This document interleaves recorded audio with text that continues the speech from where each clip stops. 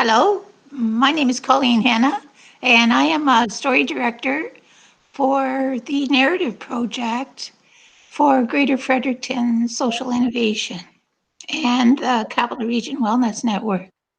And I'm here today with Sandy McKinnon and Bonnie Greenwood, and we're going to be walking you through some information on narrative and tips and techniques for you to make your video of your subject.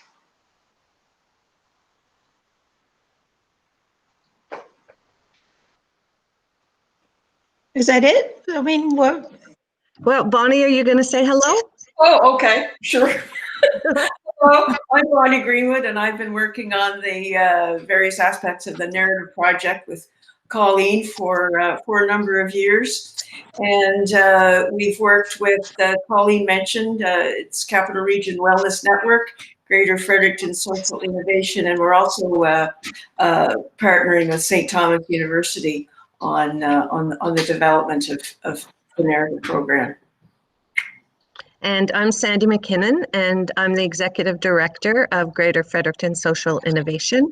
And NB Voices and the Narrative Project is associated with Greater Fredericton Social Innovation. So I do whatever I can to support anybody working in narrative in our community.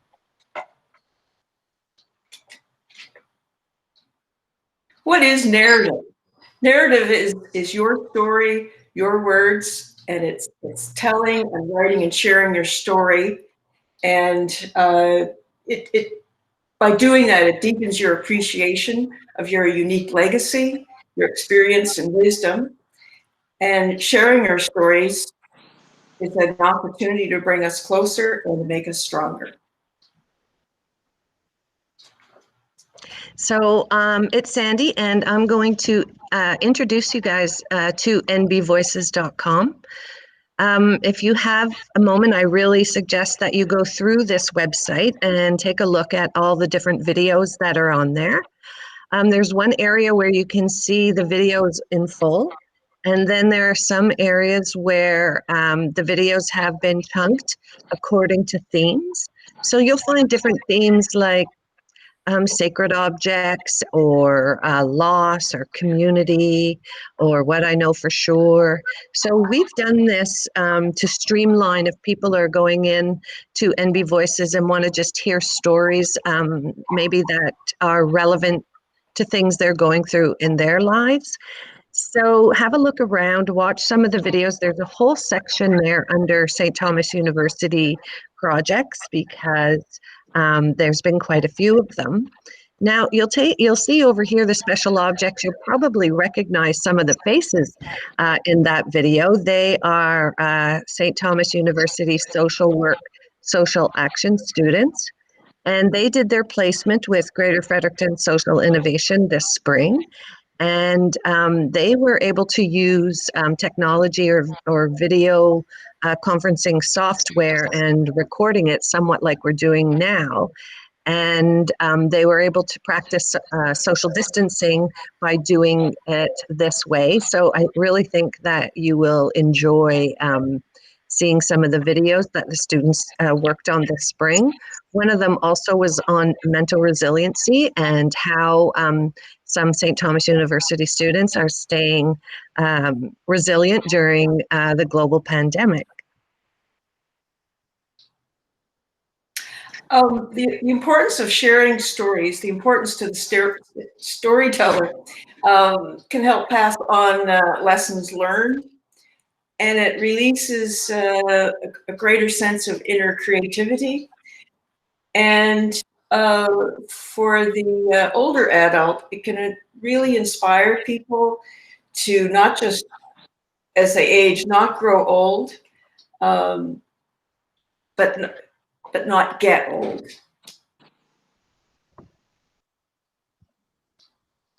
So I'm going to talk to you a little bit about your assignment.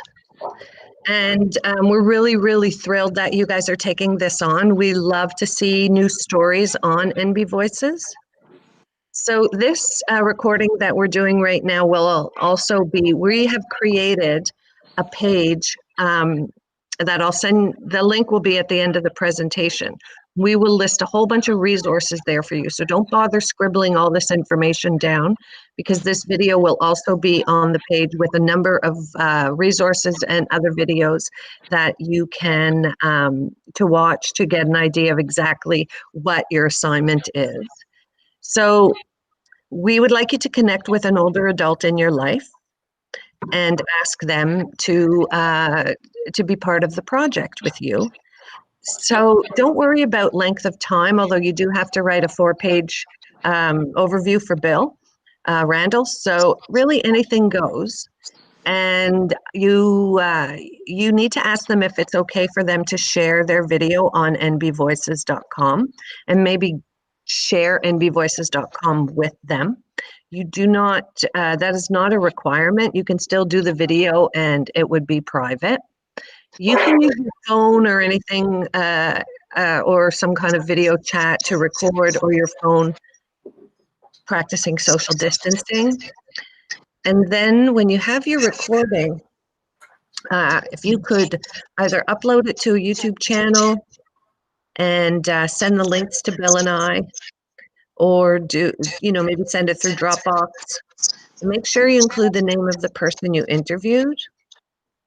And so on the page that we'll share at the end, you'll see a list of types of questions you can ask, some technical support, and it'll be a great resource for you guys.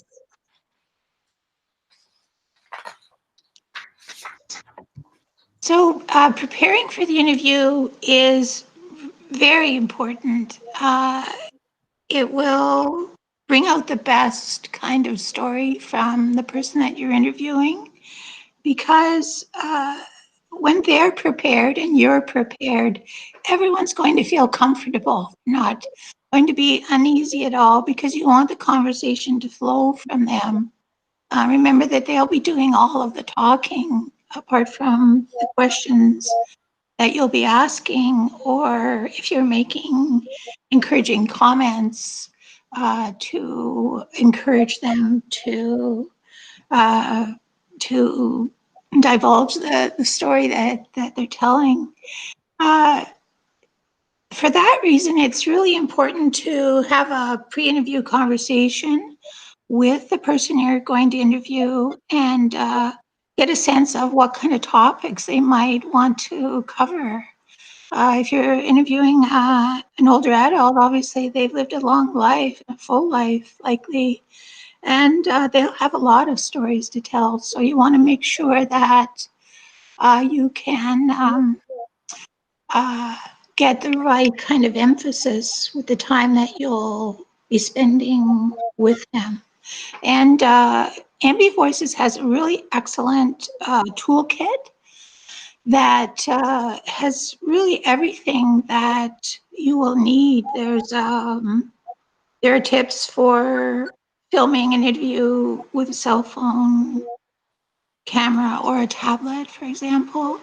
And there are websites that you'll be directed to that have sample questions that you can begin your interview with.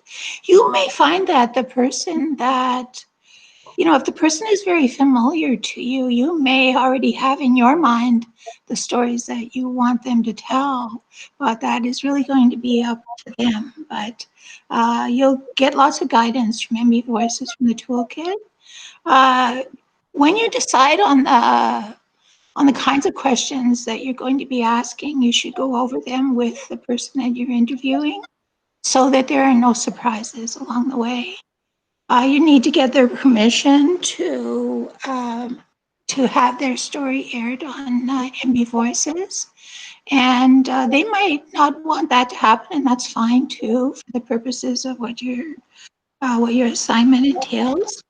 And if for any reason they want to have their interview taken down from NB Voices, if they've chosen to have it up there, then they can do that at any time. And the interview will be edited, and they'll have final approval and sign off. giving you permission to have it aired in the way that they've seen. So everyone, again, is very comfortable with that. And you should ensure them that their story can be kept private. I think that's really important to, again, for that comfort level that you're looking for. As far as tips go, I think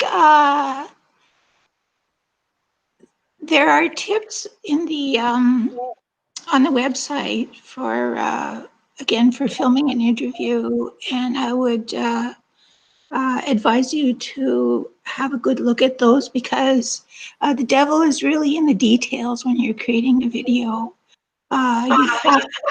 You have to be conscious of the lighting in the room, the position of the tablet or the cell phone. I brought this little device here, it's a little tripod, because wherever you put your tablet or your phone or your camera, if it has a video feature, it's going to need to be placed so that they can be looking at you, and that the camera will capture their image in a very clear way. So you don't want anything distracting behind. You don't want movement behind them. Some back or side lighting sometimes can be really nice, but just be careful that that doesn't glare in the background so that you kind of lose their facial features. It's just little things like that. And this takes a little time to set this up with them. So that brings into question the whole area of social distancing in the time of COVID. And so I think that you set the tone for that. You're the person who's asked something of them, so you're the person who needs to keep them safe and have them feel confident, and so that they can just get that out of their minds. I mean, there are a lot of degrees of cautiousness that people practice. So you need a hand sanitizer, some antibacterial wipes, I think, to if there's an area that you use repeatedly while you're working around them. You should be wearing a mask. They should be wearing a mask. Anybody in the room with them should be wearing a mask, which can be removed once you distance yourself, once you take your place for doing the interview and they're in their place for being interviewed. And their mask can come off. And clean your lens. A lot of people forget about that. You carry your cell phone around in your pocket, and all manner of greasy things on them. And you want to position your tablet in the horizontal position, and the same thing with your cell phone. And if you can create a little space on, usually I think on the left side, so that they're not directly in the center of the frame. So these are little tips, again, that are on MB Voices. And I don't know about whether you're being encouraged to interview someone that you know. That certainly makes it a little bit easier because they already have that comfort level with you. You're not a stranger to them. And I guess for that reason, if you can interview someone you know, it does smooth that aspect of it out. And the other thing that you need to be aware of, if you're doing this remotely, so you're in one place and your interviewee is in another, that you have to be sure that there are no challenges for them technically, that part of it is going to be easy for them to achieve, whether they do it themselves, because many people are tech savvy now, so it may not even be an issue for you. But if it is, if you can help them, or somebody else close to them can help them, that would be really excellent, because again, it takes any of the stress away from the interview. We want them to be relaxed and really enjoying the conversation. And something that I think helps people to talk in front of a camera is if they have something to handle or refer to. And we call that, a special object or some kind of family treasure. And, it could be a trophy, it could be photographs, it could be a certificate of something they're particularly proud of. And if they want to introduce that into the interview, I would encourage them to do that. So there you go.